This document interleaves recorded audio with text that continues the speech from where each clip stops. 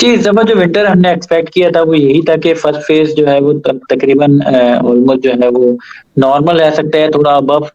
Normal जिसे कहते हैं कि टेम्परेचर रह सकते हैं। लेकिन अब जो सेकंड फेज़ है इसमें हमने यही एक्सपेक्ट किया था कि टेम्परेचर जो है वो काफ़ी ज़्यादा ड्रॉप होंगे, back to back western disturbance के साथ कोल्ड वेव्स आएँगी। तो वही है कि अब आपने जैसे कि बताया कि हमने भी ऑब्ज़र्व किया कि अफ़गानिस्तान में कुछ एरियाज़ में -33 डिग्री सेल्सियस तक टेम्परेचर ड्रॉप हुआ। तो अब तक की रिपोर्ट्स के मुताबिक तकरीबन 70 अफ़राद जो है जाँ बाहक हो चुके हैं। ईरान में भी काफ़ी ज़्यादा टेम्परेचर ड्रॉप हुआ, मशहद की अगर बात करें वहाँ पे -20 डिग्री सेल्सियस तक टेम्परेचर ड्रॉप हुआ। ईरान के कुछ और फर्दर नॉर्दर्न एरियाज़ में वहाँ पे -22 डिग्री सेल्सियस तक भी टेम्परेचर गया।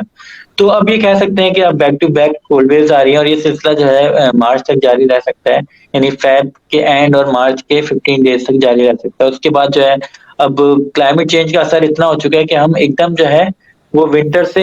स्प्रिंग स्प्रिंग की तरफ नहीं जाएँगे, यानी बाहर की तरफ नहीं जाते हम। हम डायरेक्ट विंटर से समर में आ जाते हैं, क्योंकि गर्मी की शिद्दत एकदम से बढ़ना शुरू हो जाती है हमारे इलाकों में, हमारे पूरे मुल्क में। तो जिसकी वजह से हम ये फ़ील करते हैं, ये हमने देखा है कि स्प्रिंग सीज़न जो है वो काफ़ी ज़्यादा शॉर्ट हो गया है। तो वही हम एक्सपेक्ट कर रहे हैं कि फ़ेब के एंड और मार्च के स्टार्ट में हमारे मुल्क में गर्मियों का बाकायदा आगाज़ हो जाएगा और स्प्रिंग सीज़न ज़ाहिर है वो काफ़ी ज़्यादा शॉर्ट होगा। जी, बिल्कुल हमारी कैलकुलेशन के मुताबिक हमारे जो हमने जो डेटा एनालाइज़ किया है, तो हमारे जो प्रीवियस ईयर गुज़रा है या उससे पहले जो चंद साल गुज़रे हैं, वो हमारे पास ला नीना की कंडीशन थी। अब जो है हम न्यूट्रल और एल नीनो की तरफ बढ़ रहे हैं, तो हम ये देख सकते हैं कि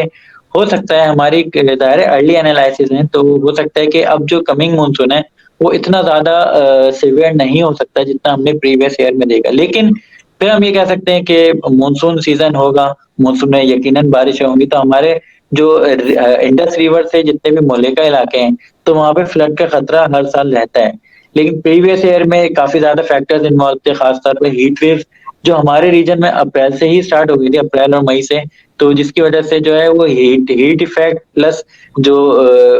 साउथ वेस्ट मानसून उसके असरात फिर हमारे जो सी सरफेस टेम्परेचर वो बढ़ा हुआ था, जिसकी वजह से काफ़ी ज़्यादा जो है वो सिस्टम जनरेट हुए, सिस्टम डेवलप हुए, जिसने बेतहाशा कराची से कश्मीर तक बारिशों का सिलसिला जारी रखा, बारिशें मुसलसल होती रहीं। तो जिसकी वजह से हमने देखा कि काफ़ी ज़्यादा फ्लडिंग हुई, फिर नॉर्थ के एरियाज़ में टेम्परेचर बढ़ने की वजह से जो है वो ग्लेशियर काफ़ी ज़्यादा पिघले। मैं आपको बताता चलूँ कि क्लाइमेट चेंज की जैसे हमने बात भी की थी, तो आपको बताता चलूँ कि टेम्परेचर बढ़ने की वजह से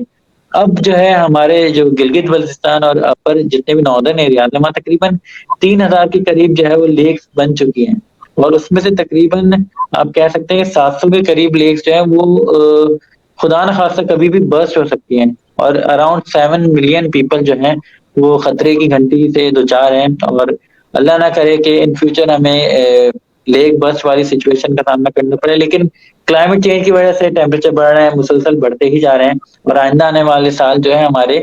रीजन के लिए खासतौर पर पाकिस्तान के लिए वो मुश्किलात का सामना मुश्किलात खड़ी हो सकती है हमारे पाकिस्तान के लिए, तो हमें इसके लिए बिल्कुल तैयार रहना पड़ेगा और अफ़सोस की बात ये है कि हमारा कंट्रीब्यूशन कार्बन डाइऑक्साइड की बात करें, तो उसको बढ़ाने में हमारे मुल्क का इतना किरदार नहीं है, हमारा किरदार शायद 1% भी नहीं है। अमेरिका हो गया, चाइना हो गया, इनकी वजह से जो है इनकी इनकी जो रेवोल्यूशन कह सकते हैं, इंडस्ट्रियल रेवोल्यूशन की वजह से जितनी भी कार्बन डाइऑक्साइड बढ़ रही है, इसकी वजह से हमें हर साल जो है टेम्परेचर बढ़ने का सामना करना पड़ रहा है। एक पैमाना सेट था कि 1.5 डिग्री सेल्सियस तक हमें नहीं बढ़ना, लेकिन हम इतनी तेज़ी से आगे बढ़ रहे हैं कि इस सेंचुरी के इख्तिताम तक हम 2.8 डिग्री सेल्सियस तक क्रॉस कर जाएँगे, जिसकी वजह से हम ये देख रहे हैं कि अभी आइंदा चंद सालों में जितने भी इवेंट्स हैं, ये खास तौर पर साइक्लोन्स की बात करें, हरिकेन्स की या फ्लडिंग की या ड्राउट्स की बात करें, तो वो बेतहाशा उनकी फ्रीक्वेंसी भी बढ़ेगी, उनकी इंटेंसिटी भी बढ़ेगी।